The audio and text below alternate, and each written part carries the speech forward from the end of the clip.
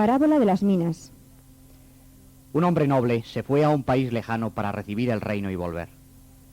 Antes llamó a 10 servidores suyos y entregándoles 10 minas les ordenó: negociad con ellas hasta que yo regrese. Como los ciudadanos le odiaban, enviaron una embajada tras él diciendo: no queremos que éste reine sobre nosotros. Pero volvió investido del poder real y mandó llamar a los servidores a quienes había entregado aquel dinero, a fin de saber qué había ganado cada uno. Se presentó el primero y dijo: Señor, su mina ha producido otras 10 minas. Bien, servidor bueno, le alabó. Porque has sido fiel en lo poco, toma el gobierno de 10 ciudades. Vino el segundo y dijo: Señor, su mina ha producido 5 minas. A este le contestó: también tú gobernarás 5 ciudades. Llegó otro diciendo: Señor, aquí tiene su mina. Temiéndole, la he tenido guardada en un pañuelo, pues usted es un hombre duro, que recoge lo que no ha depositado y cosecha lo que no sembró. Le respondió: por tu boca te juzgo, mal servidor. ¿Sabías que yo soy duro, que recojo lo que no he depositado y cosecho lo que no sembré?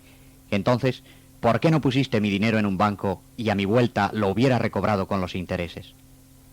Y a los que estaban presentes les mandó: quitadle la mina y dádsela al que tiene 10 minas. Señor, le dijeron, pero si ya tiene 10 minas. Pues yo os aseguro que a todo el que tenga se le dará, pero al que no tenga, aun lo que posee se le quitará. Y a esos enemigos míos, que no querían que yo reinase sobre ellos, traedlos aquí y degolladlos en mi presencia.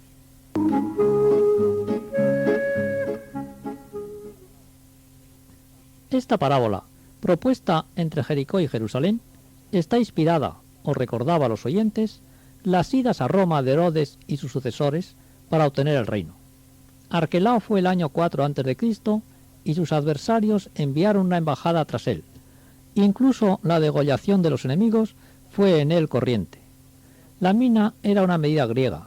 Significaba 570 gramos de plata, 100 dracmas. La aplicación de la parábola es clara, que tenemos que aprovechar el tiempo. Puede verse también en el Rey a Cristo, que volverá con el poder real y a quien muchos, empezando por los judíos, no quieren como rey. Será exigente en el juzgar, pero aún más generoso en premiar. La siguiente parábola es similar.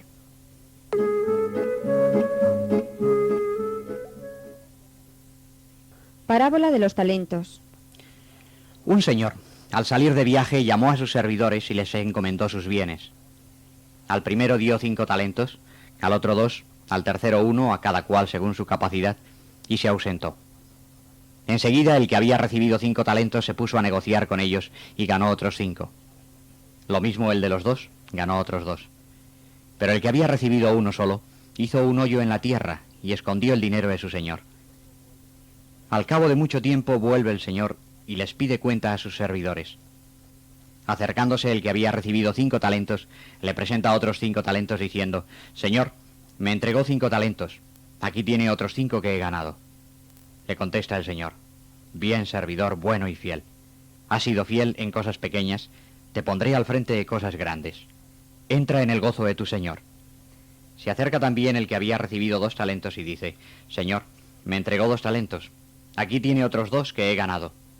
Le contesta el señor: bien, servidor bueno y fiel. Has sido fiel en cosas pequeñas, te pondré al frente de cosas grandes. Entra en el gozo de tu señor. Se acerca el que había recibido un talento y dice: Señor, sé que usted es un hombre duro, que cosecha donde no sembró y recoge donde no esparció. Así que, atemorizado, escondí su talento en la tierra. Aquí tiene lo suyo. Pero el señor le respondió: servidor malvado y perezoso, pues sabías que cosecho donde no sembré y recojo donde no esparcí, debías haber entregado mi dinero a los banqueros y al volver yo lo hubiera recobrado con los intereses. Quitadle el talento y dádselo al que tiene 10, pues a todo el que tenga se le dará y tendrá de sobra. El talento equivalente a 60 minas significaba 34 kilos de plata. Según la parábola de las minas, el que gana más merece más premio.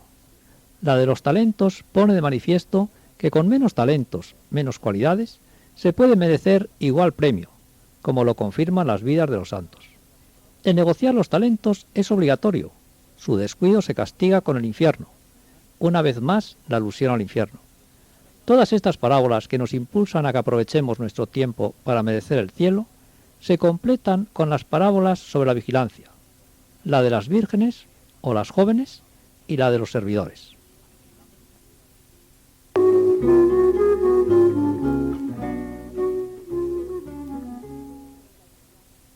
Parábolas sobre la vigilancia. Las 10 vírgenes. Estad alerta, vigilad, porque no sabéis cuándo vendrá el Señor. Es como un hombre que sale de viaje dejando su casa, y da a cada uno de sus servidores su trabajo y al portero le encarga que vigile. Velad, porque no sabéis cuándo vendrá el dueño de la casa, si a la tarde, o de noche, o al canto del gallo, o por la mañana. No sea que venga de improviso y os encuentre dormidos. Y lo que os digo a vosotros se lo digo a todos. Vigilad. El reino de los cielos también será semejante a 10 jóvenes que cogieron sus lámparas y salieron al encuentro del novio. 5 eran necias y 5 prudentes. Las necias cogieron sus lámparas, pero sin proveerse de aceite. En cambio, las prudentes cogieron aceite en las vasijas junto con las lámparas. Como el novio tardaba, todas sintieron sueño y se durmieron. A medianoche se oyó un grito. «Ahí está el novio, salid a su encuentro». Entonces todas las jóvenes se levantaron y prepararon sus lámparas. Las necias pidieron a las prudentes: «Darnos de vuestro aceite, que nuestras lámparas se apagan». Pero las prudentes les contestaron: «No sea que no baste para nosotras y para vosotras. Mejor será que vayáis a la tienda a comprarlo». Cuando se habían ido a comprarlo llegó el novio, y las que estaban preparadas entraron con él a la boda y se cerró la puerta. Luego llegaron las otras jóvenes rogando: «Señor, Señor, ábranos». Él les respondió: «Os aseguro que no os conozco. Así que velad, porque no sabéis el día ni la hora».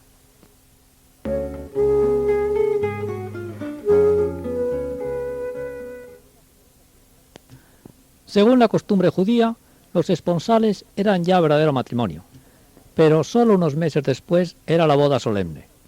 A la puesta del sol llegaba el novio con sus amigos a casa de la novia y con cantos, música y danzas la conducía a su casa donde se tenía el banquete.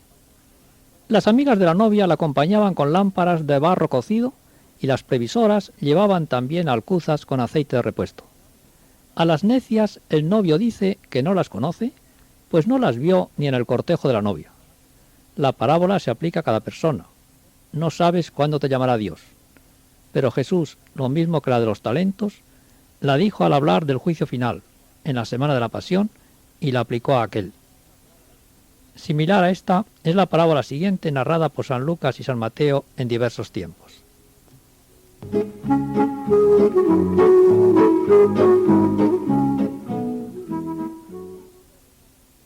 Parábola de los servidores. Tened ceñidas las cinturas y encendidas las lámparas como los que esperan a su señor de vuelta de la boda, para abrirle en cuanto llegue y llame.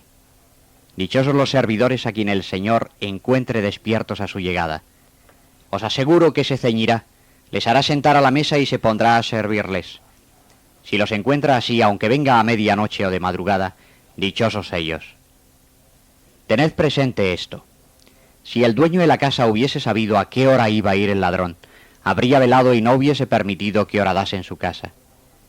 Pues también vosotros estad preparados, porque a la hora en que menos penséis vendrá el Hijo del Hombre. Pedro le preguntó: Señor, ¿esta parábola es para todos o para nosotros? El Señor respondió: Pues ¿quién va a ser el administrador prudente y fiel que el Señor ponga al frente de su servidumbre para que a su tiempo les dé la ración de pan? Dichoso el servidor a quien su Señor cuando vuelva encuentre haciendo eso. Os aseguro que le pondrá al frente de todos sus bienes. Pero si el servidor piensa, mi amo tarda en venir, y comienza a maltratar a la servidumbre y a comer y beber con borrachos, llegará su Señor el día que no lo espere, y a una hora que no sospeche. Lo echará y le dará lo que merecen los traidores e hipócritas. Allí será el llanto y el rechinar de dientes.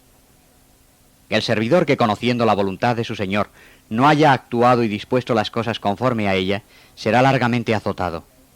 En cambio, el que haya hecho algo digno de castigo, pero sin conocer la voluntad de su Señor, será poco azotado. Pues a quien se le ha dado mucho, mucho se le exigirá, y a quien se le haya confiado mucho, mucho se le pedirá.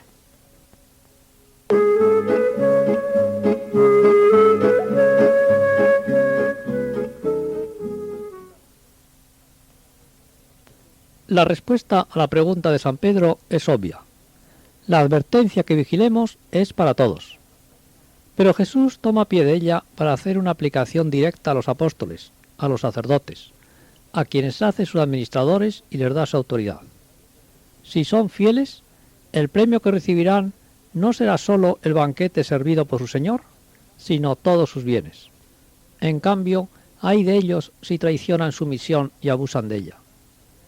El final de la parábola da mucha luz respecto de las diversas responsabilidades y nos interpela seriamente a cada uno. A mí que hablo y a ti que escuchas. Enorme la responsabilidad de los individuos, de las naciones, que son católicos, que conocen perfectamente la voluntad de Dios, el camino verdadero, y no lo siguen. No nos extrañemos que Dios les castigue más, incluso en esta vida, que a quienes conocen menos su voluntad. Entonces, quien conoce mejor la religión, quien ha sido educado en el catolicismo, está en peor situación que un protestante o pagano. Sí y no. Quizás, aunque parezca paradójico, sea más fácil salvarse no siendo católico, en el sentido que Dios exigirá menos. Pero al mismo tiempo, si nuestra responsabilidad y riesgo es mayor, es porque también recibimos muchísimo más, en doctrina, sacramentos, etc. Con lo cual, si no hacemos la insensatez de desaprovecharlo, podemos llegar fácilmente a unos grados de santidad imposibles de alcanzar por los demás. Esto vale para todos los católicos y elevado al cuadrado para los sacerdotes y religiosos.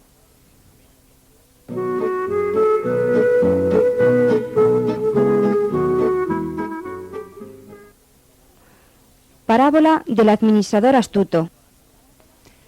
Había un señor rico que tenía un administrador, y le acusaron ante él de derrochar sus bienes. Entonces, llamándole, le dijo: «¿Qué es lo que oigo de ti? Rinde cuentas de tu administración, porque ya no seguirás con ella». El administrador pensó: «¿Qué haré? Pues mi señor me va a quitar la administración.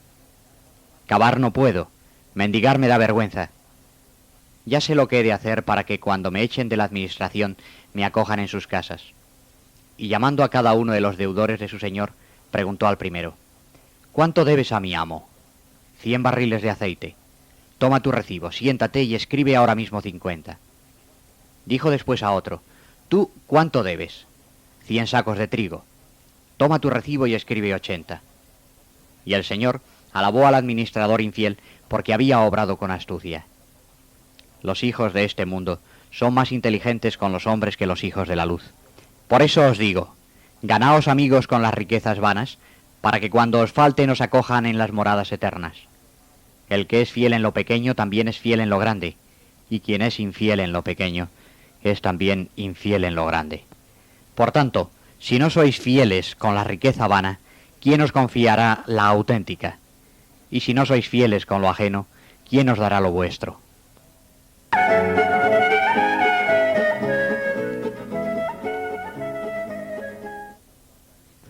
La parábola, como es natural, no alaba el fraude del administrador a su señor, sino que exhorta a ser inteligentes como él, empleando bien las riquezas y cualidades que recibimos de Dios en esta vida, para ganarnos con ellas la vida eterna. Ese es el gran valor de la riqueza, y así debe ser enfocado su empleo. Conclusión semejante a la de las anteriores parábolas de aprovechar el tiempo vigilantes.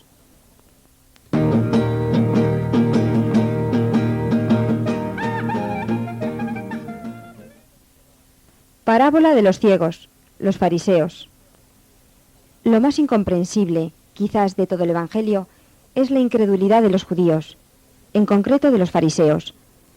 Tragedia imponente. Vino a los suyos, vino Dios, y los suyos, los fariseos, no le recibieron, le crucificaron. Cristo, el Mesías, el enviado del Padre, se emplea a fondo para ganarlos, al final hasta con tremendas invectivas. Todo será inútil. Misterio permanente de la fe y de la libertad humana, para que aprendamos. Ojalá pequemos 100 veces más de crédulos e ingenuos que de incrédulos aviondos. Escuchemos el Evangelio. Se acercaron a Jesús unos fariseos y escribas venidos de Jerusalén, y vieron que algunos de sus discípulos comían con manos impuras, es decir, sin lavárselas. En cambio los fariseos y todos los judíos no comen sin lavarse cuidadosamente las manos, siguiendo la costumbre de sus antepasados. Y cuando llegan de la calle no comen sin lavarse, y hacen otras muchas cosas por costumbre, el lavado de los vasos, de las vasijas y de los platos. Entonces le preguntaron: ¿por qué tus discípulos no guardan la costumbre de los antiguos, ya que no se lavan las manos para comer? Él les respondió: ¿y por qué vosotros no guardáis el mandamiento de Dios por seguir vuestra costumbre? Pues Moisés dijo: honra a tu padre y a tu madre, y quien maldiga al padre o a la madre sea condenado a muerte. Pero vosotros decís: el que diga al padre o a la madre: hice ofrenda sagrada por todo lo que tuviera que darte, ya no está obligado a dar nada al padre o a la madre, anulando así el mandamiento de Dios con vuestra costumbre que os transmitís, y hacéis otras muchas cosas semejantes. Hipócritas, con razón profetizó Isaías de vosotros: este pueblo me honra con los labios, pero su corazón está lejos de mí. No tiene valor el culto que me dan, pues enseñan como doctrina de Dios lo que son preceptos de hombres. Poco después, cuando le dijeron que los fariseos se escandalizaban al oír su doctrina sobre la pureza de intención que antes expusimos, contestó: Toda planta que no haya plantado mi Padre Celestial será arrancada. Dejadles, son ciegos, guías de ciegos. Y si un ciego guía a otro ciego, ambos caerán por el barranco. En la cátedra de Moisés se sentaron los escribas y fariseos. Haced y cumplir todo lo que os digan, pero no actuéis como ellos, porque ellos hablan y no hacen. Atan cargas pesadas e insoportables y las echan sobre las espaldas de la gente, pero ellos no quieren moverlas ni con un dedo. Hacen todas sus obras para ser vistos de los hombres. Por eso ensanchan las filacterias y alargan los flecos. Les gusta llevar vestidos ricos y amplias túnicas. Ambicionan el primer puesto en los banquetes y los asientos preferentes en las sinagogas. Buscan los saludos en las plazas y ser llamados maestros por los hombres. Codiciosos devoran los bienes de las viudas y aparentan orar mucho. Serán juzgados con severidad. Ay de vosotros, escribas y fariseos hipócritas, que cerráis a los hombres el reino de Dios. Ni entráis ni dejáis entrar a quienes lo intentan. Ay de vosotros, escribas y fariseos hipócritas, que recorréis el mar y la tierra para hacer un prosélito, y cuando lo tenéis, lo hacéis hijo del infierno, doble peor que vosotros. Ay de vosotros, guías ciegos, que decís: el jurar por el templo no es nada, pero el que jura por el oro el templo queda obligado. Necios y ciegos, ¿qué vale más, el oro o el templo que santifica el oro? El jurar por el altar no es nada, pero quien jura por la ofrenda que está sobre el altar queda obligado. Ciegos, ¿qué vale más, la ofrenda o el altar que santifica la ofrenda? El que jura por el altar jura por él y por todo lo que hay encima de él. Y el que jura por el templo jura por él y por el que lo habita. El que jura por el cielo jura por el trono de Dios y por el que se sienta sobre él. Ay de vosotros, escribas y fariseos hipócritas, que dais el diezmo de la menta, del hinojo y del comino, y descuidáis las cosas más importantes de la ley: la justicia, la misericordia, la fe y el amor de Dios. Hay que hacer aquello, pero sin omitir esto. Guías ciegos que coláis un mosquito y os tragáis un camello. Ay de vosotros, escribas y fariseos hipócritas, que limpiáis la parte exterior del vaso y del plato, mientras el interior está lleno de rapacidad y de avaricia. Insensatos, quien ha hecho lo exterior, ¿no ha hecho también lo interior? Fariseo ciego, limpia primero el interior del vaso para que también el exterior quede limpio. Dad de limosna lo que tengáis, y todo lo purificaréis. Ay de vosotros, escribas y fariseos hipócritas, sois semejantes a los sepulcros blanqueados, que por fuera tienen buena apariencia, pero por dentro están llenos de huesos de muertos y de toda inmundicia. Así vosotros, al exterior, parecéis santos a los hombres, pero por dentro estáis llenos de hipocresía y de iniquidad. Os proclamáis justos, pero Dios conoce vuestros corazones, porque lo que entre los hombres se estima es despreciable a los ojos de Dios. Ay de vosotros, escribas y fariseos hipócritas, que levantáis mausoleos a los profetas y adornáis los monumentos de los justos y decís: si nosotros hubiéramos vivido en los días de nuestros padres, no hubiéramos participado con ellos en la muerte de los profetas. pero dais testimonio contra vosotros, portándoos como hijos de aquellos que mataron a los profetas. Colmad la medida de vuestros padres. Serpientes, raza de víboras, ¿cómo podréis escapar de la condenación al infierno? Yo os envío profetas sabios y letrados, pero a unos los mataréis y crucificaréis, a otros los azotaréis en vuestras sinagogas y los perseguiréis de ciudad en ciudad, para que caiga sobre vosotros toda la sangre inocente derramada sobre la tierra, desde la sangre del justo Abel hasta la sangre de Zacarías, hijo de Baraquías, a quien matasteis entre el santuario y el altar. Todo lo cual, os aseguro, caerá sobre esta generación.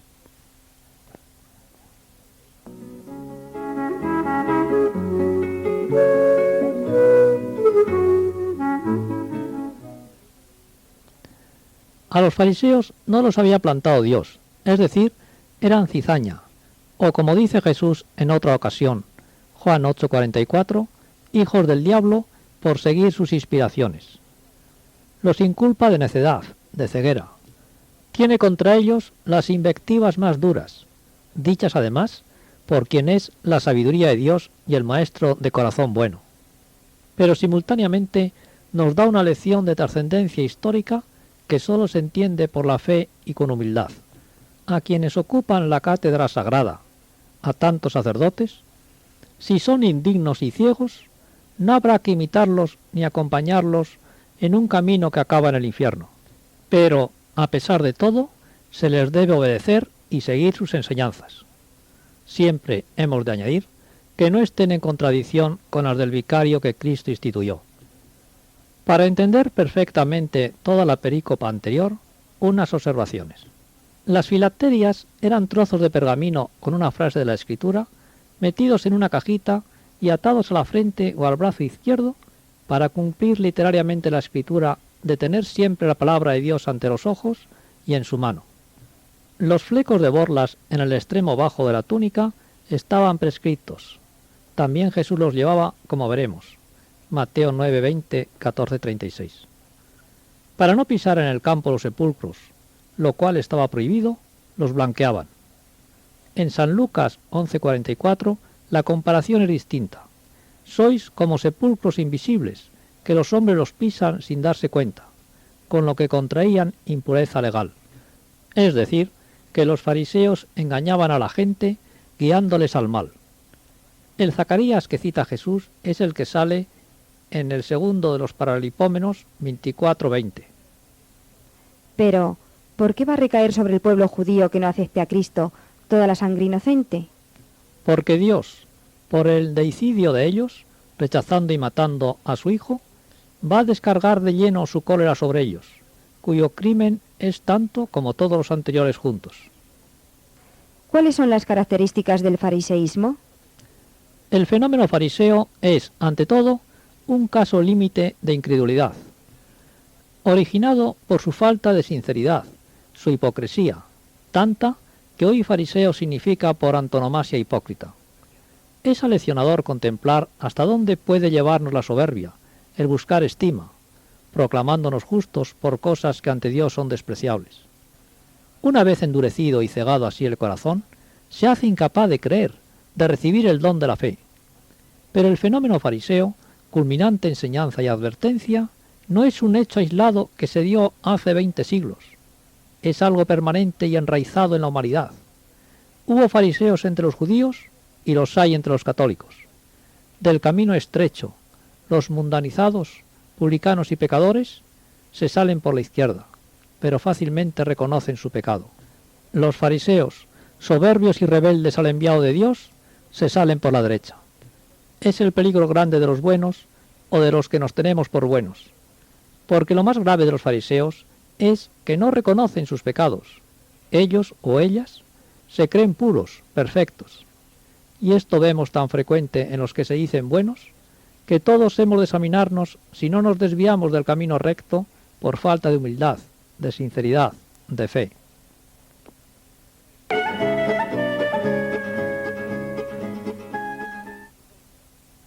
Parábola sobre la misericordia.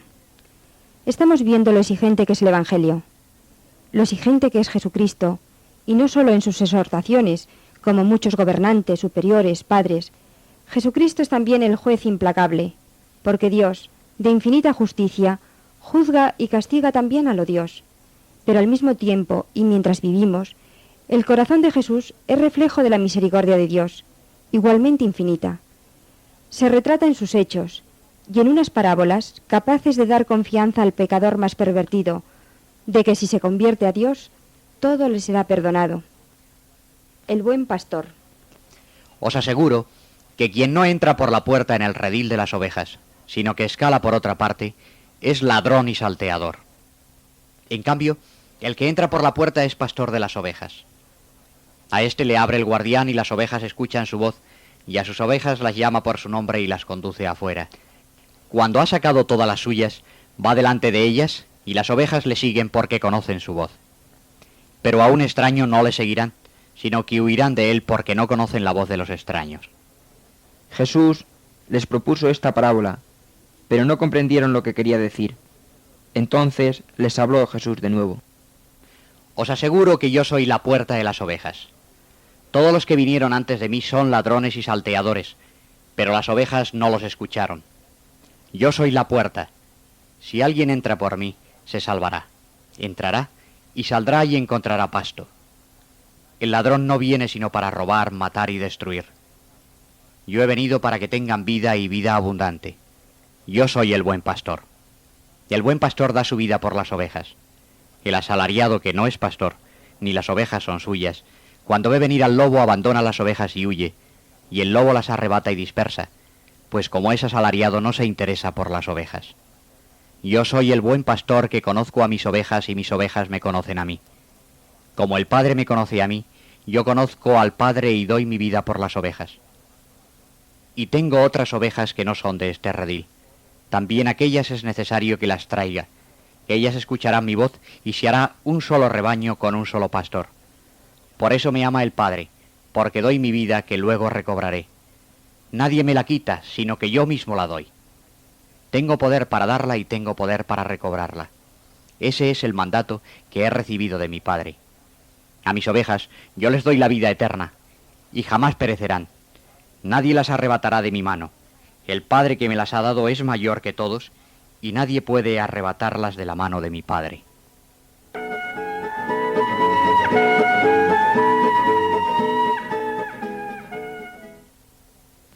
Los oyentes de Jesús conocían bien la vida de los pastores. El redil con su cerca de piedras donde guardan sus rebaños diversos pastores. Uno que se queda vigilando por la noche. Por la mañana cada cual llama a sus ovejas. Jesús es el buen pastor que da su vida por nosotros, la da libremente porque es la voluntad del Padre, pero la recobra resucitando por su propio poder. Quien vaya tras el buen pastor está seguro en su mano, se salvará, llegará a los pastos buenos, a la vida abundante y eterna. Cristo es también la puerta. La parábola nos pone en guardia contra los malos pastores.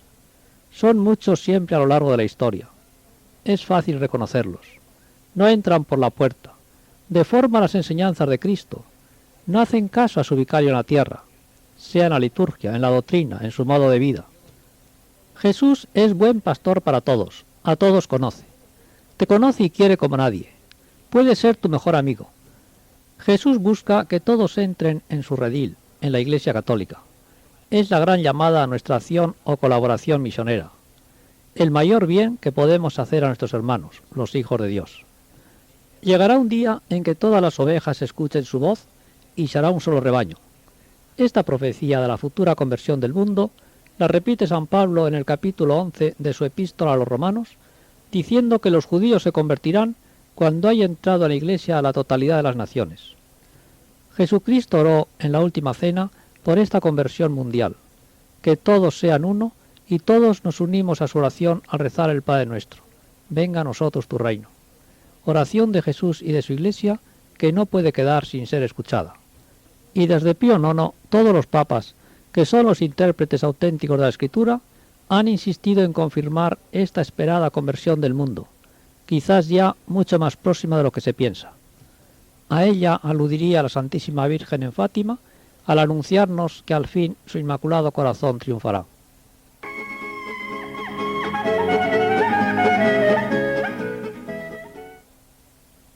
Parábolas de la oveja y la dracma perdidas. Todos los publicanos y pecadores se acercaban a Jesús para escucharle. Como los fariseos y los escribas murmuraban: Este acoge a los pecadores y come con ellos. Jesús les contó esta parábola. ¿Quién de vosotros que tenga 100 ovejas, si pierde una de ellas, no deja las 99 en el desierto y va tras la perdida hasta que la encuentra? Y cuando la encuentra, lleno de alegría, la pone sobre sus hombros y una vez en casa llama a los amigos y vecinos y les dice: Alegraos conmigo, porque he encontrado mi oveja perdida. Pues os digo que así habrá más alegría en el cielo por un solo pecador que se arrepienta que por 99 justos que no necesitan convertirse. ¿O qué mujer que tenga 10 dracmas, si pierde una, no enciende la lámpara y barre la casa y busca con cuidado hasta que la encuentra? Y cuando la encuentra, llama a las amigas y vecinas y les dice: Alegraos conmigo, porque he encontrado la dracma que había perdido. Pues os digo que así se alegrarán los ángeles de Dios por un solo pecador que se arrepienta.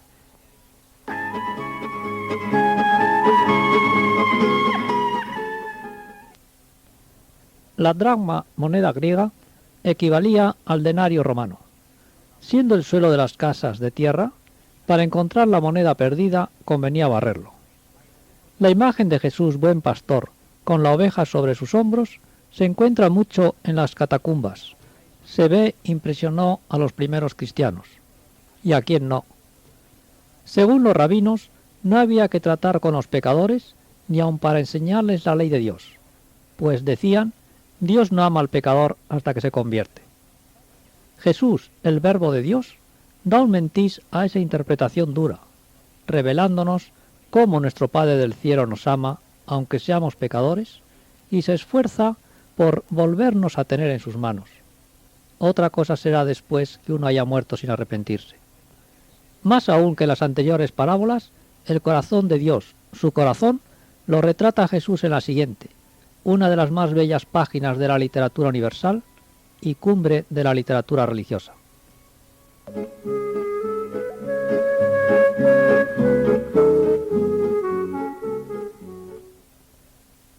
Parábola del hijo pródigo.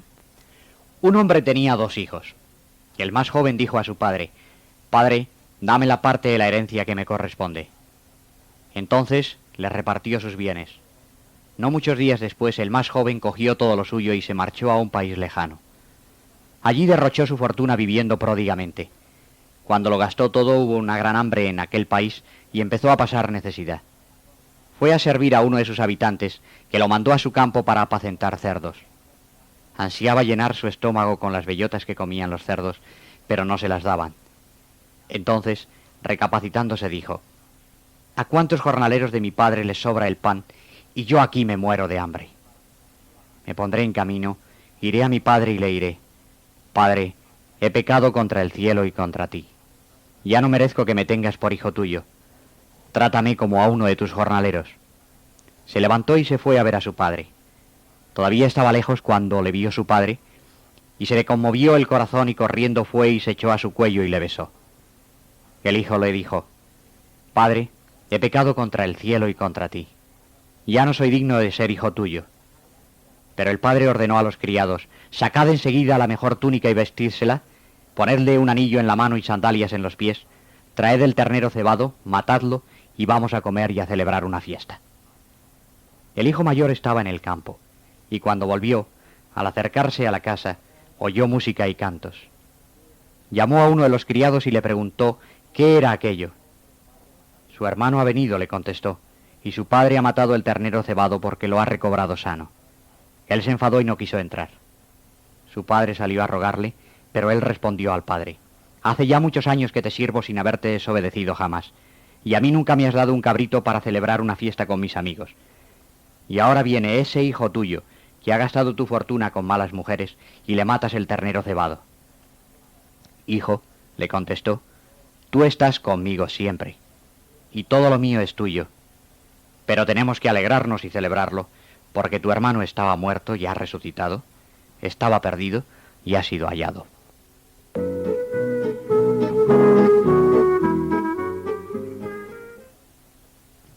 La parábola llamada del hijo pródigo, porque pródigamente gastó, prescinde si el hijo tenía o no derecho a lo que pedía, que tal vez fuese la herencia de su madre, pues parece que no la tenía. Quizás si la hubiese tenido no hubiera llegado a irse. Tanto puede una buena madre. ¿A cuántos el amor a la Virgen Madre los habrá detenido o ayudado a volver? El padre le vio desde lejos, porque subía todos los días por la tarde a la terraza de su casa, mirando siempre al camino por donde el hijo se fue. Al verle, le da un vuelco el corazón y corre hacia él. Volvía, estaba arrepentido. Para Dios eso basta, y sin más perdona, olvida todo, le admite otra vez, no como jornalero, sino como hijo. Por eso la túnica, el anillo y las sandalias. Pero Jesús no sólo perdona al pecador, se alegra inmensamente con su conversión, porque nos ama con todo el amor profundo de un padre y mucho más. Esta es la finalidad de la parábola, mostrar a los pecadores, mostrarnos a todos la puerta siempre abierta de la casa y del corazón de nuestro Padre. Lo importante es que quienes hemos cometido la torpeza de imitar al Hijo pródigo en alejarnos de Dios, tengamos la sabiduría de imitar también su arrepentimiento, de levantarnos para ir hacia Dios. Además de confiar en nuestro Padre como pecadores, le hemos de imitar como hermanos de pecadores, amando como Él ama. Entonces, qué fácil nos será perdonar y alegrarnos con su conversión y repartir con ellos lo nuestro. El hijo mayor, imagen de los fariseos y de tantos otros, tenía las virtudes externas, pero le faltaban las fundamentales. En esta carencia suya se ve claramente el significado profundo del reproche del Señor. Misericordia quiero y no sacrificios. Porque es tanta la importancia de la caridad fraterna, que sin ella poco valen ni los muchos años de obediencia del hijo mayor, ni los ayunos, oraciones y diezmos de los fariseos.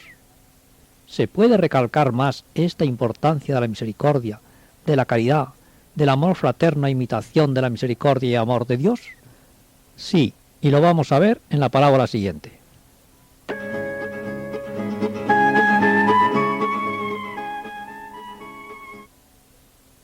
Parábola del buen samaritano. Se levantó un doctor de la ley y para poner a prueba a Jesús le dijo: Maestro, ¿qué tengo que hacer para alcanzar la vida eterna? ¿Qué está escrito en la ley? ¿Qué lees? Amarás al Señor tu Dios con todo tu corazón, con toda tu alma, con todas tus fuerzas y con toda tu inteligencia, y a tu prójimo como a ti mismo. Has respondido bien. Haz eso y te salvarás. Él, para justificar su pregunta, dijo a Jesús: ¿Y quién es mi prójimo? Jesús le contestó diciendo: Bajaba un hombre de Jerusalén a Jericó, y cayó en manos de unos salteadores que después de robarle y golpearlo se fueron dejándolo medio muerto. Casualmente pasó por aquel camino un sacerdote, lo vio y se desvió. Lo mismo hizo un levita, lo vio y también se desvió. Pero un samaritano que iba de viaje llegó allá y al verle se compadeció. Acercándose curó sus heridas con aceite y vino, las vendó y montándolo en su cabalgadura le llevó a una posada y le estuvo cuidando. Al día siguiente dio 2 denarios al posadero mandándole: atiéndele, y lo que gastes de más cuando regrese te lo pagaré. ¿Quién de estos 3 te parece que fue prójimo del que cayó en manos de los salteadores? El que tuvo misericordia de él. Pues haz tú lo mismo.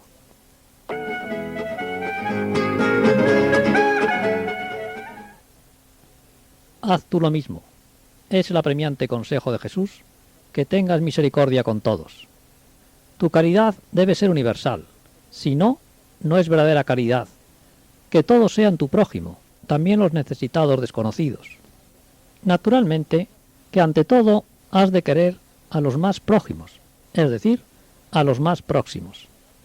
Así dice San Pablo, Gálatas 6:10, que tenemos que hacer el bien a todos y más a nuestros hermanos en la fe. En la primera Timoteo 5:8 puntualiza que quien no se preocupa de los suyos, sobre todo de los de su propia casa, es peor que un infiel. O sea, que si uno no tiene caridad con los suyos, más le valía ser pagano, pues faltándole la caridad, de poco le sirve tener fe, solamente para tener más delito. ¿Cuántos católicos hay, quizás muy simpáticos de puertas afuera, y luego de puertas adentro en sus hogares, no tienen atenciones, carecen de educación, resultan incluso insoportables. Y estoy pensando los muchos casos concretos que conozco de maridos, de mujeres, de hijos, de padres, de religiosos. Jesús en la parábola hace además algo insólito, casi demagógico. Personifica el bueno en un samaritano, un hereje diríamos, y los egoístas en un sacerdote y un levita, como un religioso. Ordinariamente los sacerdotes y religiosos tendrán más caridad. Jesús no pensemos que pretendía difamar a sus elegidos, sino simplemente resaltar al máximo el valor de la caridad. Sin ella, de poco sirve ser sacerdote o religioso, y ella, como dice San Pedro, 1:4:8, cubre la multitud de los pecados. Haz tú lo mismo, hagamos tú y yo lo mismo, es el apremiante consejo de Jesús. Y como colofón de las parábolas, busquemos con Mosén Verdaguer la mejor perla escondida. Yo sé de una perla, qué perla tan fina. Si yo fuese rico, por ella daría el oro de Ofir, la plata de la India. Todo lo que tengo yo lo vendería, mis sueños más bellos, mi sangre y mi vida. La perla sin precio de la Eucaristía.